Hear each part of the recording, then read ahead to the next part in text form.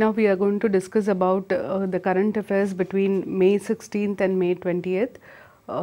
In this we are currently going to discuss about the important economic developments.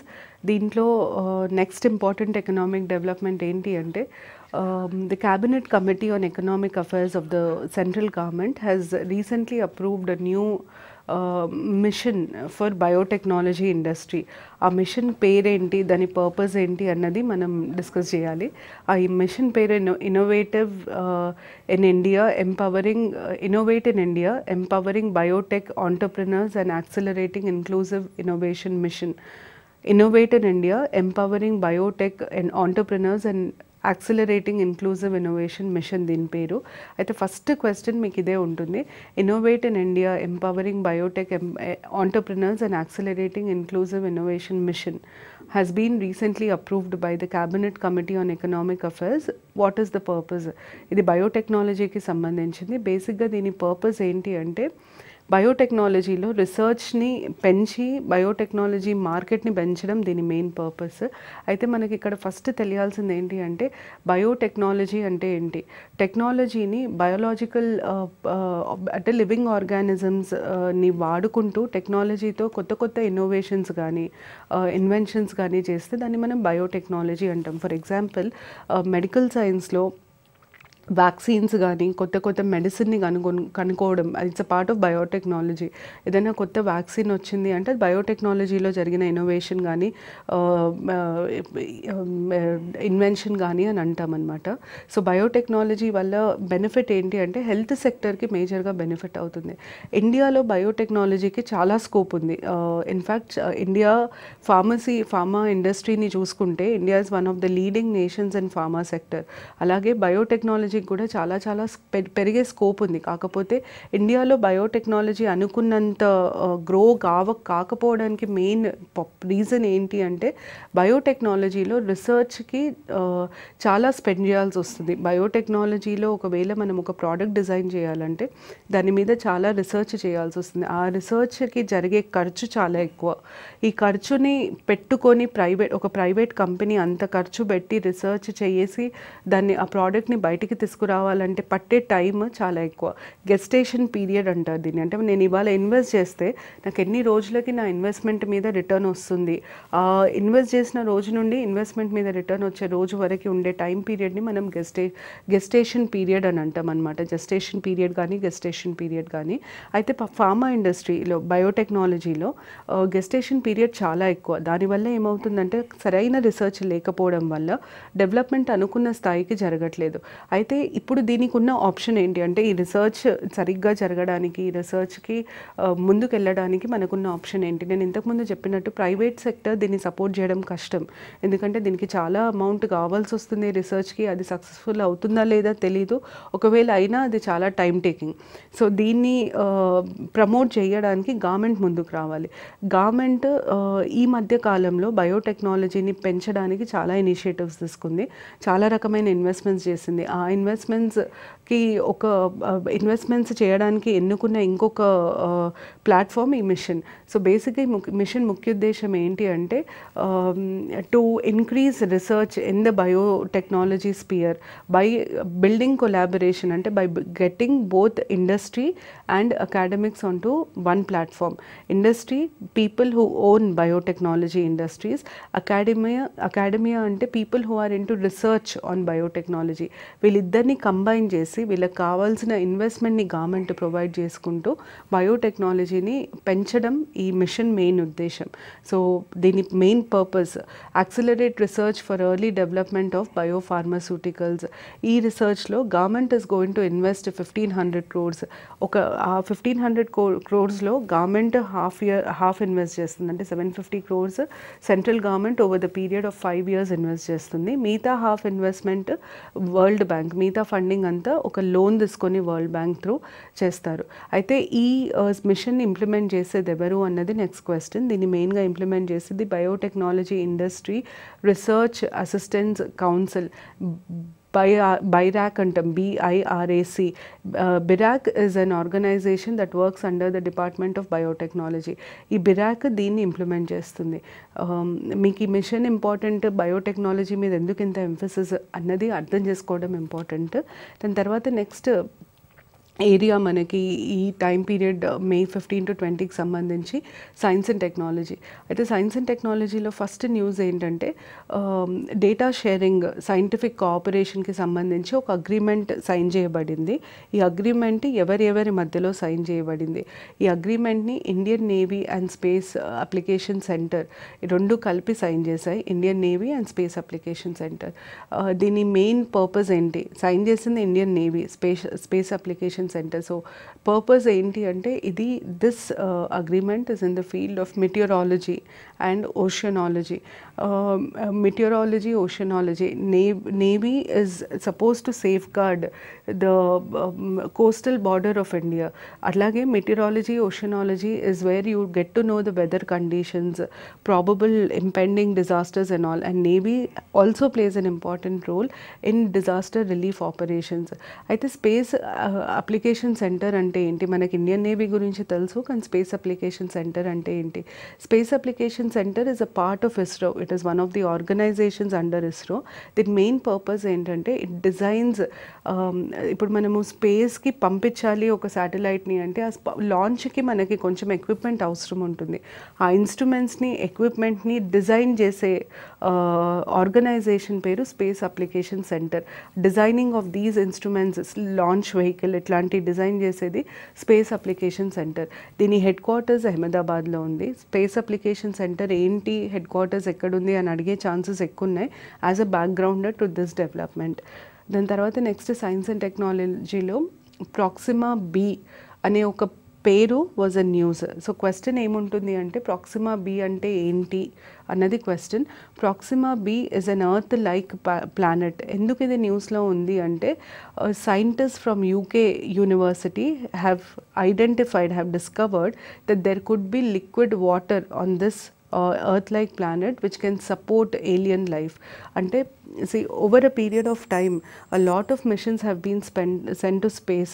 Anni missions by and large main uddesham entante life ante vere planet lo life undocha, vere planet lo manushulu gaani inkevarana any living being can it survive abbali ante they need two important things. One is atmosphere, the air, and the second is water. So main anni missions to space basically look to see whether there is water available and atmosphere available. ఈ water available, atmosphere అవైలబుల్లో జరిగే ఏ development అయినా మీకు important. అయితే Proxima బీలో water, liquid water ఉండే chances ఉన్నాయి. Liquid water ఉంటే ఆటోమేటిక్గా లైఫ్ ఉండే ఛాన్స్ ఉంది అని డిస్కవర్ చేసింది UK బేస్డ్ సైంటిస్ట్. మీకు దీని మీద ఒకటే క్వశ్చన్ అడుగుతారు, Proxima b was in news recently, what is it related to అని అడిగినప్పుడు, లేదా వాట్ ఈస్ ఇట్ అని అడిగినప్పుడు it's an earth like planet. Why was it in news? Because there is a discovery which says that there could be liquid water on this earth-like planet. Adi. Then tarvata next important enti ante India has procured a new arm. The name of the arm is M777, M777. So what is M777 అన్నది ఒక question. ఎవరు procure చేశారు, ఎవరి నుండి, ఈ మూడు questions అడుగుతారు. Defence related usually మనం ఒకటి చూడాలి, డిఫెన్స్ రిలేటెడ్ ముందు మొత్తం మన ప్రొక్యూర్మెంట్ అంతా బయట నుండి ఉండేది. అంటే మన దగ్గర టెక్నాలజీ లేకపోవడం వల్ల మనం బయట నుండి ఇంపోర్ట్ చేసుకునే వాళ్ళం. Over a period of time DRDO లాంటి ఇన్స్టిట్యూషన్స్ పెట్టిన తర్వాత గ్రాడ్యువల్గా మనం ఇండిజినియస్గా, అంటే మనంతటా మనము కొత్త ఆర్మ్స్ని, ఎమ్యునిషన్స్ని డెవలప్ చేసుకుంటున్నాం. సో ఒక స్టేజ్ ఎక్కడైతే మనం అన్నీ బయట నుండి తెచ్చుకున్నామో నుండి ఒక స్టేజ్ ఎక్కడైతే మనం డెవలప్ చేసుకుంటున్నాం ప్లస్ బయట నుండి తెచ్చుకుంటున్నాం. Over a period of time బయట ఎక్స్టర్నల్ డిపెండెన్స్ అండ్ డిఫెన్స్ సెక్టర్ని కంప్లీట్గా తగ్గించి మనంతటా మనం డెవలప్ చేసుకునేంత కేపబిలిటీ పొందాలి అన్నది గవర్నమెంట్ ఉద్దేశం. సో ఈ స్టేజ్ మనం సెకండ్ స్టేజ్లో ఉన్నాం. ఈ స్టేజ్లో మీకు చాలా మటుకు డిఫెన్స్ రిలేటెడ్ ఎక్విప్మెంట్ ఏది న్యూస్లో ఉన్నా ఫస్ట్ అడిగే క్వశ్చన్ ఏంటంటే అది ఇండిజీనియస్లీ మ్యానుఫ్యాక్చర్డా లేకపోతే ఎక్కడి నుండన్నా ప్రొక్యూర్ చేసామా. ఇండిజీనియస్లీ అంటే మనంతట మనము వేరే ఎవ్వరి సహాయం లేకుండా మనంతట మనం చేసుకుంటే దాన్ని ఇండిజీనియస్ అని అంటారు. Produced in India, made in India అనుకోండి, లేదా ఇన్ కొలాబరేషన్ లేదా ప్రొక్యూర్డ్ ఫ్రమ్ అన్నప్పుడు ఏ కంట్రీ. ఇంతకుముందు మనం చూస్తే మ్యాక్సిమం మన మొత్తం ఆర్మ్స్ అండ్ ఎమ్యునిషన్స్ మన డిఫెన్స్కి సంబంధించిన ఎక్విప్మెంట్ మ్యాక్సిమం రష్యా నుండి ప్రొక్యూర్ చేశాము. తర్వాత రష్యా నుండే కాకుండా అమెరికా నుండి కూడా కొనుక్కోవడం మొదలు పెట్టాము. ఫ్రాన్స్ నుండి కూడా కొనుక్కోవడం మొదలు పెట్టాం. అయితే ఏ కంట్రీ నుండి కొన్నామన్నది అడిగే ఛాన్సెస్ ఉన్నాయి. M777 is not manufactured indigenously అంటే మనం అది ఖచ్చితంగా ఏదో కంట్రీ నుండి ప్రొక్యూర్ చేసాం. ఏ కంట్రీ నుండి ప్రొక్యూర్ చేసాం అన్నది క్వశ్చన్. USA నుండి ప్రొక్యూర్ చేశాము. ఎవరు ప్రొక్యూర్ చేశారు, ఏ రకమైన ఎక్విప్మెంట్ అని తెలిస్తే మనకి ఎవరు ప్రొక్యూర్ చేశారో తెలుస్తుంది. It's an artillery gun, basically artillery gun and used by the Indian army. So it is procured by the Indian army from USA. Artillery gun అంటే లార్జ్ సైజ్ గన్స్ని, లార్జ్ సైజ్ ఆర్మ్స్ని artillery అని అంటారు. It is a big size gun that has been procured by Indian army. ఇది ఎందుకు ఇంత important, దీని మీద మనం ఎందుకు మాట్లాడుతున్నామంటే 30 years తర్వాత మళ్ళీ మనం ఫస్ట్ టైం ఇంత పెద్ద సైజ్ ఆర్టిలరీని ప్రొక్యూర్ చేసాం. అందుకనే చాలా ఇంపార్టెంట్. M777 important. ఎక్కడి నుండి ప్రొక్యూర్ చేసాము, అది ఏంటి, ఈ మూడు గుర్తుపెట్టుకోవాల్సి వస్తుంది. దాని తర్వాత సైన్స్ అండ్ టెక్నాలజీలో నెక్స్ట్ ఇంపార్టెంట్ న్యూస్ ఏంటంటే cheapest respiratory filter has been developed. Respiratory filter అంటే మనము గాలి పీల్చడానికి మనని ఎయిడ్ చేసే ఎక్విప్మెంట్ అది.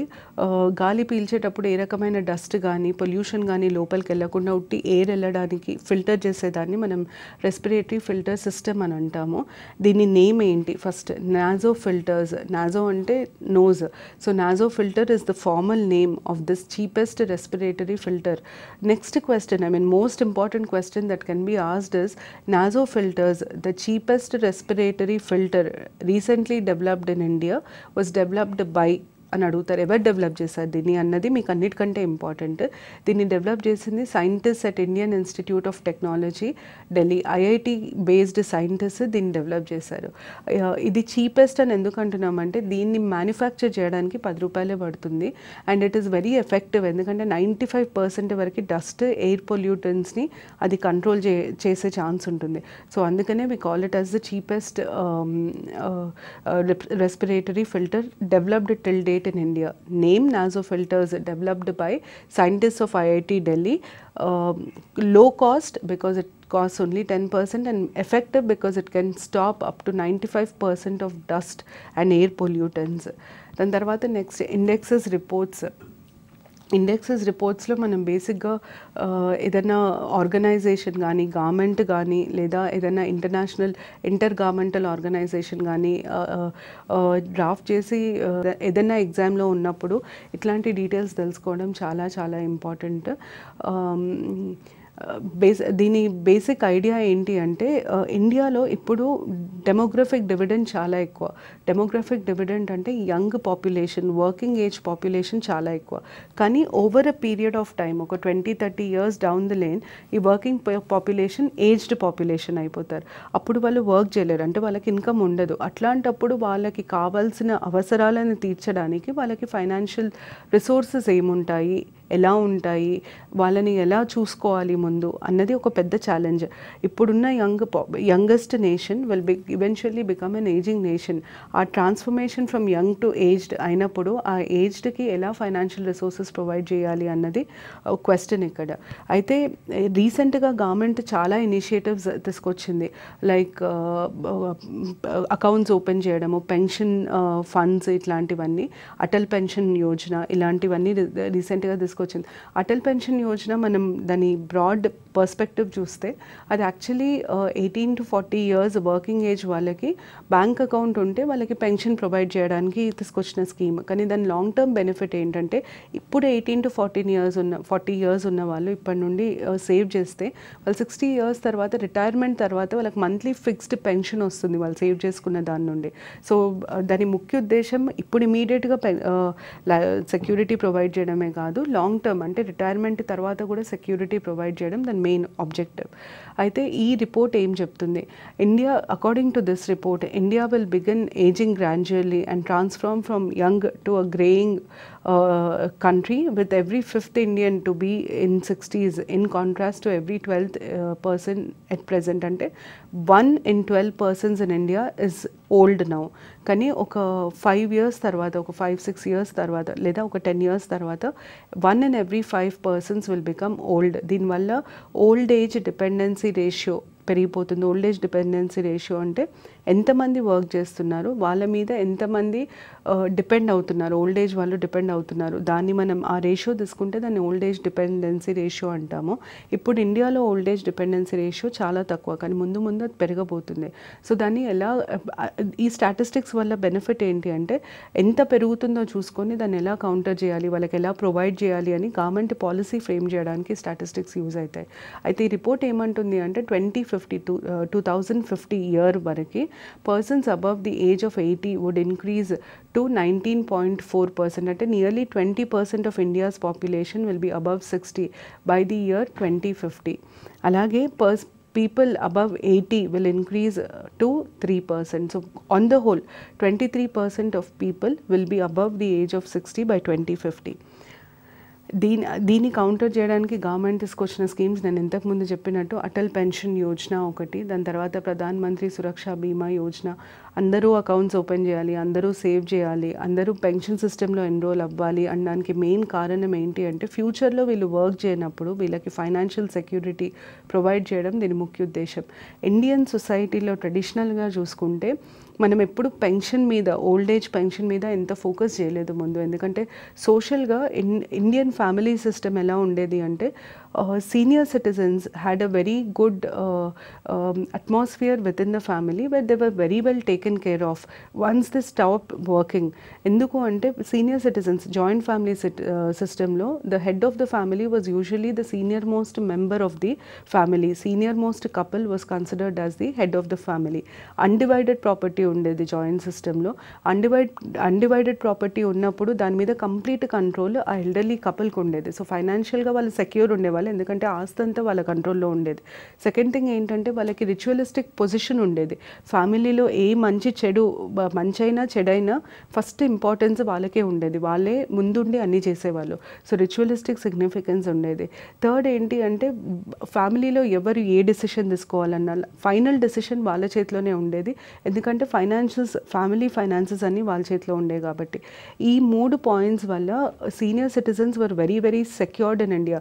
అందుకనే మనకి ఇండిపెండెన్స్ వచ్చినాక కొన్ని ఇయర్స్ వరకు కూడా పెన్షన్ రిలేటెడ్ స్కీమ్స్ మీద అంత ఫోకస్ లేకుండే. కాకపోతే దాని తర్వాత బికాస్ ఆఫ్ బ్రిటిష్ రూల్, దాని తర్వాత సబ్సిక్వెంట్ వెస్టర్నైజేషన్, గ్లోబలైజేషన్, అర్బనైజేషన్, ఇవన్నిటి వల్ల ఏమైంది అంటే డిసింటిగ్రేషన్ ఆఫ్ ఫ్యామిలీ సిస్టమ్. ముందు యునైటెడ్ జాయింట్గా ఉండే ఫ్యామిలీస్ డిసింటిగ్రేట్ అయిపోయినాయి. ఆ డిసింటిగ్రేషన్లో ఏమైంది అంటే యంగర్ కపుల్స్ అంటే sons daughter in laws, they moved out of their traditional houses and started having their own homes, and the senior citizens were left back to take care of themselves. Take care of themselves lo over a period of time they'd lose their financial resources, and because of the pressure of living, urbanization lo expenditure enta ekku ante even if they want to, many cases the sons cannot support their parents. Dini valla vulnerability in senior citizens has increased. Ee vulnerability senior citizens ratio పెరుగుతున్న కొద్దీ vulnerability పెరుగుతుంది.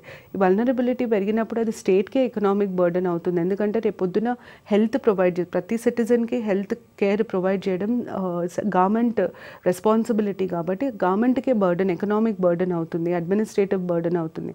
So ముందు ఫ్యూచర్లో అలాంటి burdens రాకుండా ఇప్పుడే వీళ్ళందరినీ pension స్కీమ్లో ఎన్రోల్ చేస్తే వాళ్ళకి to an extent financial security ఉంటుంది. అది మెయిన్ ఉద్దేశం ఈ మొత్తం స్కీమ్స్కి. ఇది బ్యాక్డ్రాప్ దానికి తెలియాల్సింది. మీకు ఎక్కడన్నా సీనియర్ సిటిజన్స్ వాళ్ళ ప్రాబ్లమ్స్ మీద లేదా వాళ్ళ వల్నరబిలిటీ ఎందుకు ఇంక్రీజ్ అవుతుంది ఇండియాలో అన్న క్వశ్చన్ అడిగితే నేను ఇప్పటివరకు చెప్పిన దాంట్లోంచి మీరు పాయింట్స్ తీసి రాయడానికి ఉంటుంది. ఇది ఆ రిపోర్ట్ సీనియర్ సిటిజన్స్కి సంబంధించిన రిపోర్ట్ గురించి. Next index Public Affairs Index. ఈ పబ్లిక్ అఫైర్స్ ఇండెక్స్ని పబ్లిక్ అఫైర్స్ సెంటర్ రిలీజ్ చేస్తుంది ప్రతి ఇయర్. పబ్లిక్ అఫైర్స్ సెంటర్ అనేది ఒక not for profit organisation. It was established in 1994. Main purpose ఏంటి అంటే క్వాలిటీ ఆఫ్ గవర్నెన్స్ ప్రతి స్టేట్లో.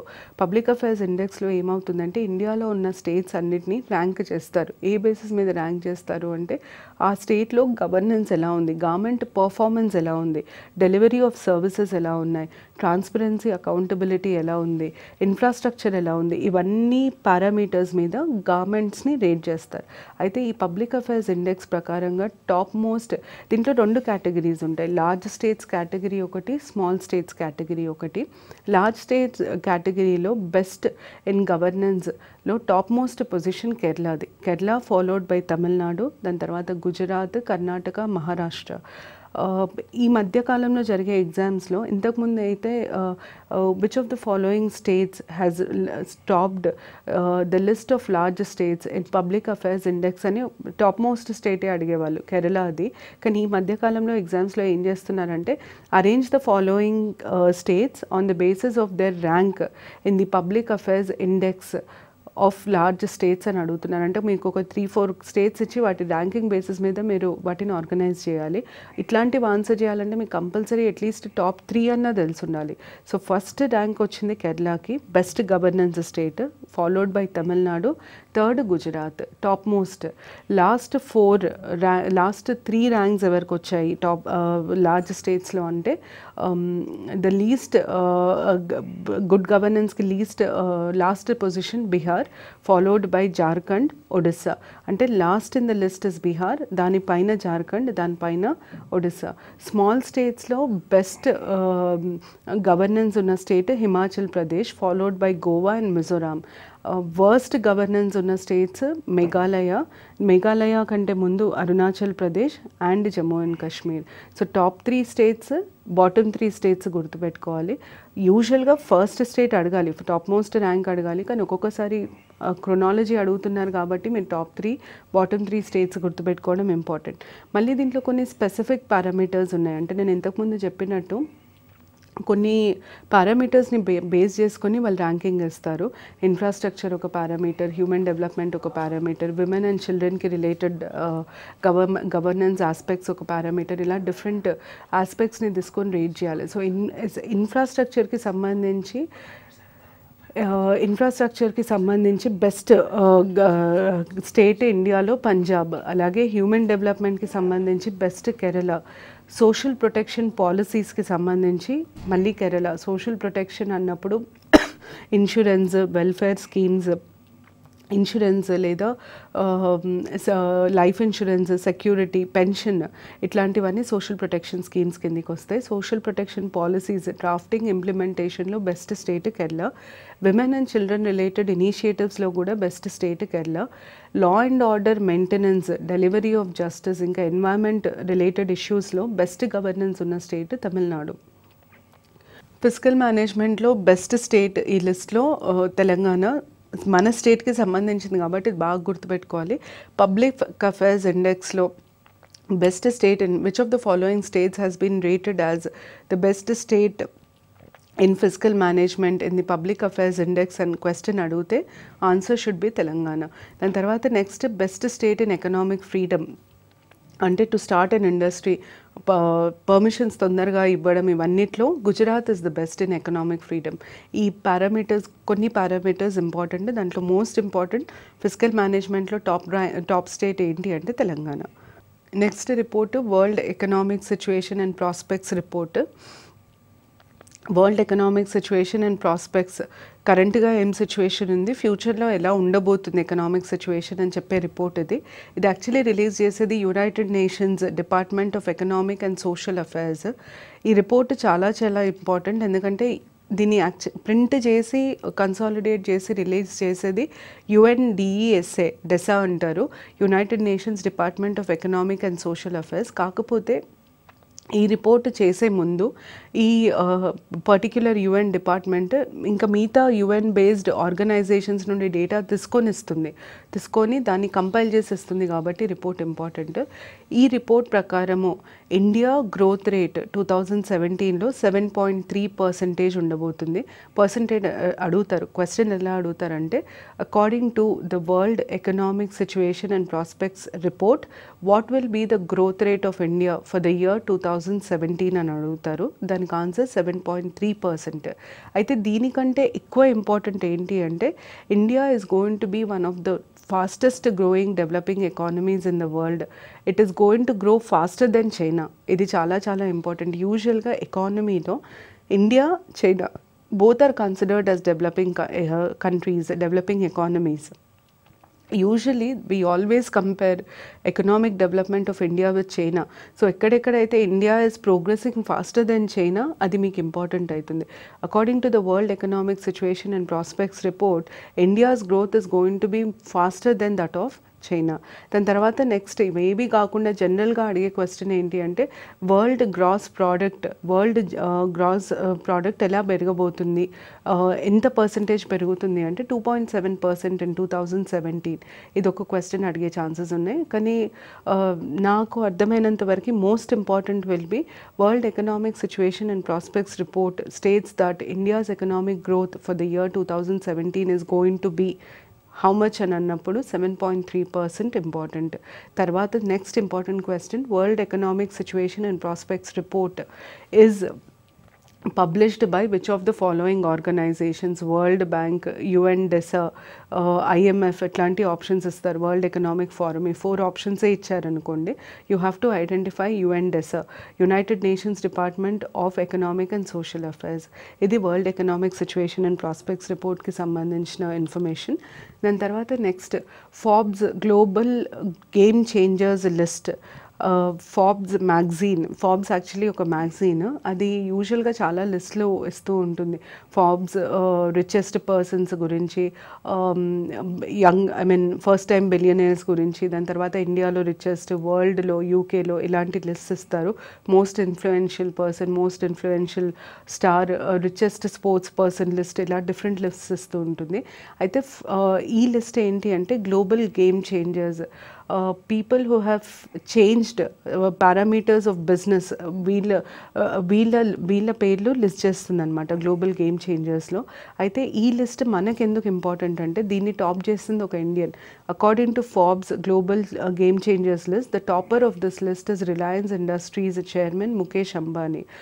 ముఖేష్ అంబానీకి ఎందుకు ఫస్ట్ ర్యాంక్ ఇచ్చారు అంటే for his effort to bring the internet to India's masses and the effort that he made to bring internet, అంటే internet యాక్సెస్ని ఇండియాలో అందరికీ జనరల్ పబ్లిక్కి వచ్చేటట్టు చేశాడు కాబట్టి ఆయనకి ఫస్ట్ ర్యాంక్ ఇచ్చారు అని అర్థము.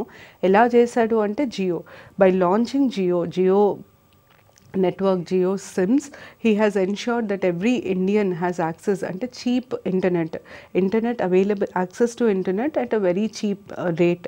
ఇది చేశాడు కాబట్టి he has been given the first rank in Forbes global game changers list. దాని తర్వాత నెక్స్ట్ ఇంపార్టెంట్ రిపోర్ట్ వచ్చేసి బ్రాండ్ ఫైనాన్స్ రిపోర్ట్ 2017. ఈ బ్రాండ్ ఫైనాన్స్ రిపోర్ట్ని బ్రాండ్ ఫైనాన్స్ అనే global brand valuation and strategy consultancy firm release చేస్తుంది. It basically valuates, అంటే ఏ బ్రాండ్కి ఎంత వాల్యూ ఉంది, మార్కెట్ వాల్యూ ఉంది అన్న దానిపైన రీసెర్చ్ చేసే కంపెనీ ఇది. ఈ రిపోర్ట్లో brand finance has listed the top 100 most valuable brands in India in terms of their economic value as well as in terms of their value, ethical value అంటే customer value. So దీన్ని top చేసింది ఎవరు అని యూజువల్గా అడుగుతారు. The most valued brand in India is Tata group. Tata group is considered as the most economically and customer valued brand in India. Tata group తర్వాత second rank ఇచ్చింది Airtel, third rank ఇచ్చింది life insurance corporation. First 3 మీరు గుర్తుపెట్టుకోవడం better. యూజువల్గా Tata group గురించి అడుగుతారు, followed by Airtel, తర్వాత life insurance. ఈ 3 are considered as the most valuable brands in India. At the same time most powerful brand ఏది అని అంటే it has rated ITC, Indian tobacco corporation, as the most powerful brand in India. దాని తర్వాత next important area మనం చూడాల్సిన area persons and news. May 16 to 20 ఎవరెవరు న్యూస్లో ఉన్నారు, దేనికి న్యూస్లో ఉన్నారు, వాళ్ళు చేసింది ఏంటి, డెవలప్మెంట్ ఏంటి అన్నది మనకి మనం దీంట్లో డిస్కస్ చేస్తాము. దాంట్లో first name Mukul Mudgal. Mukul Mudgal is a retired judge of Delhi high court. ఈయన ఎందుకు న్యూస్లో ఉండే అంటే he has been elected as the chairman of FIFA governance committee, football federation, world football federation FIFA governance committee చైర్మన్గా ఎన్నుకోబడ్డాడు. ఎప్పుడైనా పర్సన్స్ అండ్ న్యూస్లో మనం చూసేది ఒకటి అపాయింట్మెంట్స్, తర్వాత ఎవరైనా చనిపోతే, ఎవరైనా ప్రామినెంట్ పర్సన్స్ చనిపోతే వాళ్ళు ఏ ఫీల్డ్ నుండి అపాయింట్మెంట్స్, డెత్ ఇట్లాంటివి, లేదా అచీవ్మెంట్స్, ఈ మూడు చూస్తాము. ముకుల్ ముద్గల్ది ఈ అపాయింట్మెంట్ ఎందుకు ఇంపార్టెంట్ అంటే Indian achieving something on an international sphere. ఒక ఇంటర్నేషనల్ ఆర్గనైజేషన్కి ఇండియన్ అపాయింట్ అయిన ఎన్నుకోబడ్డ, అది చాలా చాలా important. So Mukul Mudgal has been elected as the chairman of FIFA governance committee at the 67th FIFA Congress meeting held in Bahrain. ఎక్కడ ఈ meeting జరిగింది? FIFA's 67th congress meeting was held in అని అడిగే ఛాన్సెస్ ఉంటాయి. వెన్యూ ఇంపార్టెంట్, బహ్రెయిన్లో జరిగింది. Who has been recently elected as the chairman of FIFA governance committee అని అడిగితే Mukul Mudgal has been elected as chairman of FIFA governance committee. దాని తర్వాత next person who was in news was Amitabh Bachchan. Why was Amitabh Bachchan in news? Amitabh Bachchan was in news ఎందుకంటే he has been appointed as the good will ambassador by world health organisation, WHO అని అంటాం మనం short, world health organisation for hepatitis in south east Asian region. World health organisation మొత్తం వరల్డ్ని 6 broad zones కింద divide చేస్తుంది. ఆ జోన్లో, ఆ 6 బ్రాడ్ జోన్స్లో ఒక zone south east Asian region. India is also located in this region. అయితే ఈ రీజన్లో హెపటైటిస్ మీద అవేర్నెస్ క్రియేట్ చేయడానికి అంబాసిడర్ లాగా WHO అమితాబ్ బచ్చన్ని అపాయింట్ చేస్తుంది. So question directly will be who among the following Bollywood stars was recently appointed as good will ambassador for hepatitis by world health organisation అని అడుగుతారు. Answer is Amitabh Bachchan. దీనికి బ్యాక్డ్రాప్లో hepatitis గురించి తెలుసుకోవడం బెటర్. ఎప్పుడైనా డిజీజెస్ గురించి, అంటే హ్యూమన్ని ఎఫెక్ట్ చేసే డిజీజెస్ గురించి న్యూస్లో వస్తే ఫస్ట్ బేసిక్ క్వశ్చన్ అడిగేది ఏంటి అంటే which part of human body will be affected by this disease అని అడుగుతారు. Hepatitis is a disease which affects liver, the functioning of liver in a human body. It is basically described as inflammation of the liver, వాపు, liver వాతము అని అంటారు. It spreads through different mediums. Most important is food and water. అయితే hepatitis 5 types ఉంటాయి. Hepatitis A, hepatitis B, hepatitis C, D, E. ఈ 5 టైప్స్లో most dangerous ఏది అని అడిగితే hepatitis B and C are considered as most dangerous forms of this disease. ఇంతవరకు ఈ information తెలుసుకుంటే సరిపోతుంది. Next person in news Arjun Maini. Arjun Maini ఎందుకు న్యూస్లో ఉన్నారంటే he was an Indian driver who won GP3 series of circuit. అంటే Formula 1 రేసింగ్ అంటారు కదా, మోటార్ రేసింగ్ స్పోర్ట్లో first Indian to win GP3 series in circuit in Barcelona. So దీని మీద GP3 series circuit బార్సిలోనా కంటే Arjun Maini was in news recently. With sport is he associated with అని అడిగే chances ఎక్కువ ఉన్నాయి. He's associated with motor sports or motor racing. దాని తర్వాత next ఇదే స్పోర్ట్కి సంబంధించి and other person who was in news was Lewis Hamilton. Louis Hamilton one the Spanish grand prix. Spanish grand prix దేనికి సంబంధించింది అంటే అది మళ్ళీ motor sport, it is motor car racing. This person has one Spanish grand prix. దాని తర్వాత next important news అనేది చాలా important. Deepti Sharma ఇంకా పూనం రౌట్ వీళ్ళిద్దరూ Indian female cricketers, women cricketers. వీళ్ళిద్దరి పేర్ అంటే వీళ్ళిద్దరూ కలిసి they have made the maximum runs for an opening wicket in both men and male and female form of cricket. అందుకనే ఇది చాలా చాలా important. So they are the world's first pair, either male or female, to cross 300 run opening wicket partnership in one-day internationals. అందుకనే పేర్లు చాలా ఇంపార్టెంట్. They can ask you Deepti Sharma, Poonam Raut are associated with sport or identify the Indian cricket pair which has become the world's first pair to to cross 300 run opening 300 runs for opening wicket partnership in one day internationals అని అడిగినా కూడా you have to identify Deepti Sharma and Poonam Raut. దీనికి ఇంకొక question అడిగే chances ఏమున్నాయంటే Deepti Sharma and Poonam Raut have recently created a world record by crossing 300 runs for opening wicket partnership in one day internationals. They were playing against which country అని అడుగుతారు. It was a match between India and Ireland. So Ireland గుర్తుపెట్టుకోవాల్సి వస్తుంది. In a match between India and Ireland, Deepti Sharma and Poonam Raut scored 320 for opening wicket partnership. So Deepti Sharma, Poonam Raut important, cricket important, which country against which country, Ireland important. What was their achievement? Crossing 300 runs for opening wicket partnership was their achievement. Then తర్వాత next person in news is Edouard Philippe. Edouard Philippe has been in news because he has been appointed as the new Prime Minister of France. So దీన్ని డైరెక్ట్గా అడుగుతారు, who among the following has been recently appointed as the Prime Minister of France, new Prime Minister of France అని అడిగినప్పుడు Edouard Philippe is his name. దాని తర్వాత next person in news is an Indian national. He has been in news because he has been appointed by the UN Secretary General as Deputy Executive Secretary of United Nations Framework Convention on Climate Change, UNFCCC అని అంటాం మనం షార్ట్లో. UNFCCCకి Deputy Executive Secretary లాగా ఒక Indian appoint చేశారు. ఆ Indian పేరు ఏంటి అని అడుగుతారు. His name is Ovais Samarth. Ovas Samarth అనే పేరు. He has been appointed as Deputy Executive Secretary for UNFCCC. దాని తర్వాత next name an Indian woman who has scaled Mount Everest for the 4th time. Identify the name of the Indian woman who has scaled Mount Everest for the 4th time అని అడుగుతారు. Her name is Anshu Japsena. For the 4th time she has finished the Everest summit. So అదొక record and she is the first Indian women to do so, అందుకని ఆమె name important. దాని తర్వాత next Anil Madhav Dave was in news in the month of May. ఇది కూడా important ఎందుకంటే he was a union environment minister. He was a union minister. He passed away suddenly. So they will ask, recently union minister has passed away. His portfolio was అని కూడా అడగచ్చు. His portfolio was environment. Second question, they will ask directly on the name. The Indian Union Environment Minister passed away recently. Identify his name అని అడుగుతారు. His name is Anil Madhav Dave. కొన్ని ఎగ్జామ్స్లో they might go a little far and asked Anil Madhav Dave, the Union Environment Minister, had recently passed away. He belongs to which state అని అడుగుతారు. He belongs to Madhya Pradesh. దాని తర్వాత next 2 people from India have won a prestigious award related to environment. వాళ్ళ పేర్లేంటి, వాళ్ళకి ఎందుకు వచ్చింది ఆ award పేరేంటి, ఈ మూడు ఇంపార్టెంట్.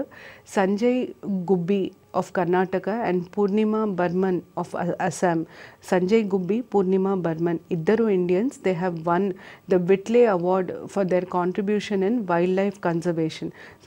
So దీని మీద questions first ఎలా అడుగుతారంటే, recently 2 Indians were awarded the prestigious Whitley Award for wildlife conservation. Identify the names అని అడుగుతారు. First name is Sanjay Gubbi, second name is Purnima Burman. దాని తర్వాత నెక్స్ట్ క్వశ్చన్ ఏం అడుగుతారు అంటే, Whitley award is related to which of the following sectors అంటే లిటరేచరా, స్పోర్ట్సా, ఎన్వైర్న్మెంటా, ఇలా 4 ఆప్షన్స్ ఇచ్చి అడుగుతారు. అప్పుడు Whitley awards are related to environment wildlife conservation is what you have to identify. దాని తర్వాత నెక్స్ట్ question, Sanjay Gubbi has been recently awarded Whitley Award. What was the purpose and లేదా for his contribution in ఎందుకు award ఇచ్చారు అని అడుగుతారు. His contribution, Sanjay Gubbi has made significant contribution to protect tiger corridors in Karnataka. So he basically contributed for the conservation of tigers. అలాగే Purnima Burman has been given the Whitley Award for what did she do for the award అన్నప్పుడు she for her initiative to protect storks in Assam. STORKS is an animal, storks in Assam. For her contribution towards conservation of storks, she was given the Whitley Award. దాని తర్వాత as a బ్యాక్గ్రౌండర్ విట్లే awards మీద కూడా questions అడగొచ్చు. యూజువల్గా international awards ఉన్నప్పుడు international అన్నప్పుడు India ఇవ్వలేదు అది. సో ఎవరు ఇచ్చారు అన్నది యూజువల్గా అడిగే question. For example Nobel prize అనగానే మనం స్వీడిష్ అవార్డ్ అని అంటాము. అలాగే Whitley awards are given by which country అంటే it is given by an institution in UK. So it is given by a UK based charity institution called Whitley Fund for Nature. అయితే విట్లే awards ఎవరికి ఇస్తారు? ప్రతి year ఇస్తారు. అది actually ఎవరైతే national లెవెల్లో regional లెవెల్లో వైల్డ్ లైఫ్ కన్జర్వేషన్కి వర్క్ చేస్తారో వాళ్ళకి in recognition of their work ఇచ్చే అవార్డ్ ఇది. ఇట్ ఈస్ ఆల్సో టర్మ్డ్, ఇది చాలా చాలా important. Whitley awards are also known as green Oscars. ఆస్కర్స్కి ఎంత వాల్యూ ఉంటుందో విట్లే అవార్డ్స్కి కూడా ఎన్వైర్న్మెంట్ సెక్టర్లో, ఎన్వైర్న్మెంట్ స్పియర్లో అంతే ఇంపార్టెన్స్ ఉంటుంది. So Whitley awards are also called as green Oscars అన్నది కూడా ఇంపార్టెంట్. దాని తర్వాత next Srinivas Kulkarni has been in news. Who is Srinivas Kulkarni and for what was he in news? Srinivas Kulkarni ane manishi is an Indian scientist. Enduku news lo unnaru ante he has won an important prize in the science field. A prize peru Dan David Prize. Which of the following Indian scientists has recently received or won the Dan David Prize అని అడిగినప్పుడు it is Srinivas Kulkarni. So పేరు important, praise important. దాని తర్వాత next obvious question ఏముంటుంది అంటే ఎందుకు, for what was he given this award అన్నప్పుడు for his recognition, as a recognition for his contributions in the field of astronomy. astronomy కి సంబంధించి తను చేసిన కాంట్రిబ్యూషన్స్కి ఈ అవార్డు శ్రీనివాస్ కుల్కర్నీకి ఇచ్చారు. సో 3 points ఇక్కడ. Srinivas కుల్కర్నీ, the prize he won, name of the award is Dan David Prize. For what did he win the award? For his field, for his contribution in the field of astronomy. దాని తర్వాత don David award గురించి అడిగే chances ఉంటాయి. Dan David award is given in the name of Dan David. It is being given from the year 2000. Dan David was an international businessman and philanthropist. దాని తర్వాత places in news. First place in news is about a state which made the local language mandatory in all schools. అంటే official language of the state has been made mandatory in all schools including private English medium schools. A state అది, ఏ language అది? The state is West Bengal. West Bengal government has recently announced that it is compulsory for all schools to have Bengali, including private English medium schools, as a second language or third language. Even if it is not offered as a first language, it should at least be offered as a second language or third language. So state, a state announcement చేసింది అన్నది important. దాని తర్వాత next place in news is mount లోత్సీ.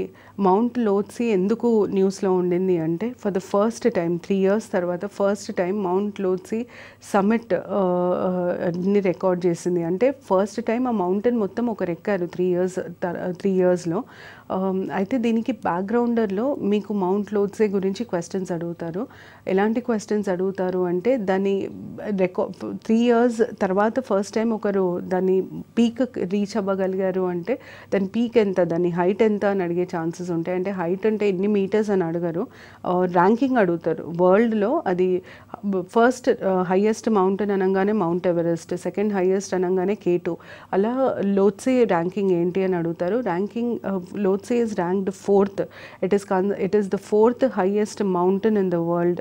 First highest is Mount Everest, second is K2, third is Kanchenjunga, and the 4th highest mountain in the world is Mount Lhotse.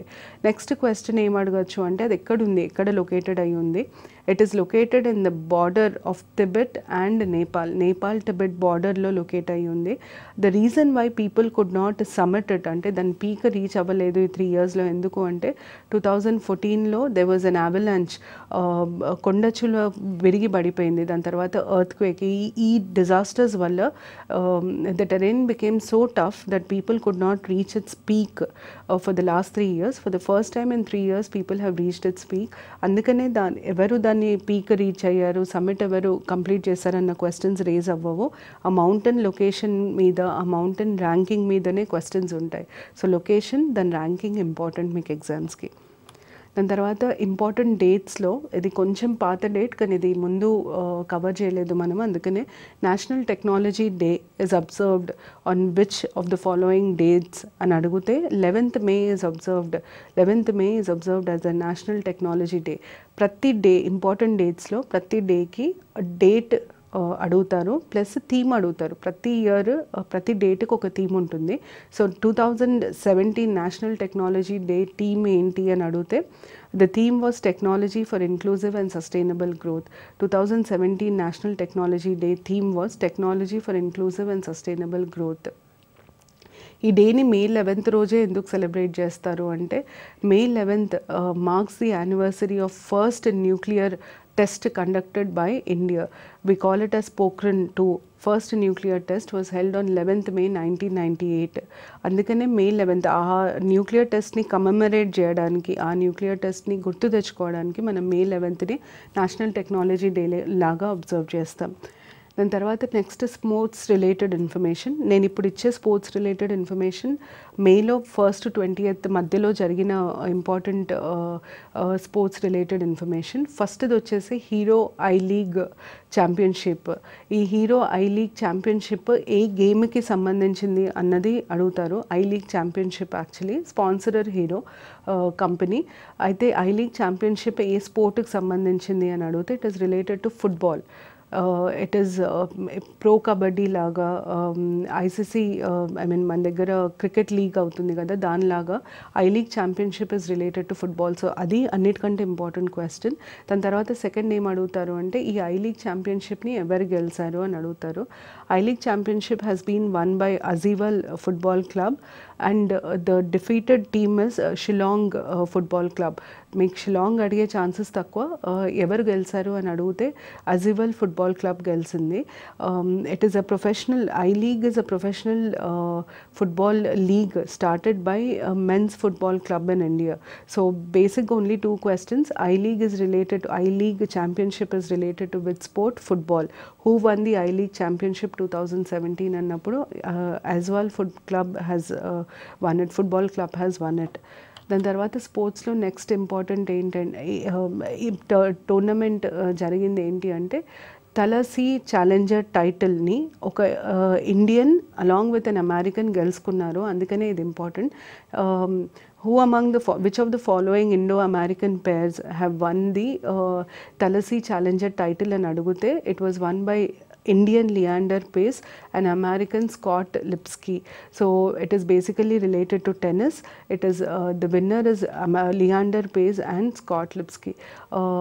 టాలసీ challenger title ఇంతకుముందు ఎప్పుడు మనం బేసిక్గా వినలేదు, కాకపోతే Indian గెలిచాడు కాబట్టి అది important అవుతుంది. So Indian name sport it is associated with గుర్తుపెట్టుకుంటే సరిపోతుంది. దాని తర్వాత ఏషియన్ రెస్లింగ్ ఛాంపియన్షిప్ జరిగింది.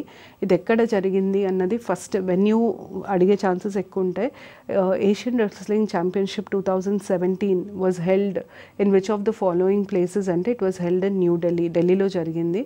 తర్వాత people who bagged Indians who have won awards ikkada have won medals. Sakshi Malik, Vinesh Phogat and Divya Kakran have won silver medals in Asian Wrestling Championship. అయితే medals గెలుచుకున్న players చాలామంది ఉంటారు. So ఎవరికి వచ్చింది medal అని అడగరు ఇక్కడ. Questions ఎలా అడుగుతారంటే Sakshi Malik was a news recently, she is associated with which sport అని అడుగుతారు. Vinesh Phogat was a news recently, he is associated with sport. So ప్లేయర్స్కి సంబంధించినంత వరకు మీరు స్పోర్ట్ చూసుకోవాలి.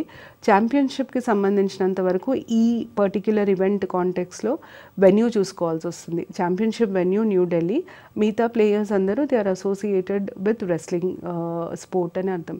దాని తర్వాత Madrid open title. Madrid open is a badminton championship. ఇది గెలిచింది ఎవరు అని అడుగుతారు. Rafael Nadal. ఇది చాలా ఫేమస్ ఛాంపియన్షిప్ కాబట్టి దీన్ని ఎవరు గెలుచుకున్నారన్నది మీకు తెలియాలి. Rafael Nadal has won it and he defeated Dominic Thiem. అయితే ఇట్లాంటి ఇంటర్నేషనల్ టోర్నమెంట్స్కి ప్లేయర్ స్పోర్ట్ అడుగుతారు లేదా ప్లేయర్ కంట్రీ అని అడుగుతారు. For example Rafael Nadal has recently won the Madrid open title, he belongs to which country అని అడుగుతారు. So you have to remember player, sport as well as country. Rafael Nadal is from Spain, whereas Dominic Thiem is from Austria. దాని తర్వాత awards, ఒకటే awards ఉంది. This is about the INSA medal for young scientist. INSA is Indian National Science Academy. ఈ science academy young scientist medal ఇస్తుంది ప్రతి year. అది ఎవరు గెలిచారు అన్నదే అడుగుతారు. Sanjay Pratihar, scientist from Assam, Tezpur University, was selected for the INSA medal for young scientist. పేరు వరకే అడుగుతారు. So INSA full form important, ఎవరికి వచ్చింది important. INSA is Indian National Science Academy, won by Sanjay Pratihar from Assam.